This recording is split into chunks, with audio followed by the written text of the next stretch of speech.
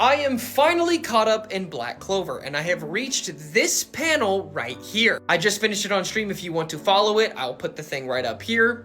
Feel free if you want to. With that, I finally understand how people can support this and how people can hate it. And in my personal opinion on this, it's a little bit of both. Yes, plot, but also not at all. Now, before I get to how it could be, allow me to explain as to why it isn't. It's literally stated by the Shogun in the Land of the Rising Sun and by Asta that he's able to distribute his anti-magic powers to whoever he pleases, which literally happens with the Black Bulls as he joins the fight against Lucius and the rest of his clones. That being said, there is a certain time limit for when they can use this, and the more magic power that they use or more anti-magic that they use, the quicker it'll wear off. Now, mind you, this is nothing new. We saw this happen when Yami gave him his katana, as he infused that with anti-magic, meaning he was able to do it a long time ago. And the exact same thing happens here. You could say it has more validity and more attributes as it is with Yuno, as he's favored by magic, or leaf clover, so on and so forth. But then there's the side that doesn't make sense. During the fight with Emperor Lucius, which by the way, I will get to that in a different video because that should not happen at all. It shouldn't have happened, but it did. Plus, you want to talk about bullshit power-ups, that's one of them. He pulls his sword out of his grimoire, and I believe gives it to Yuno for him to transform into this. Now, if that is correct, and he did give him one of his swords, that shouldn't be possible. I get that he is favored by magic, he has all this luck, but it's anti-magic. It's supposed to erase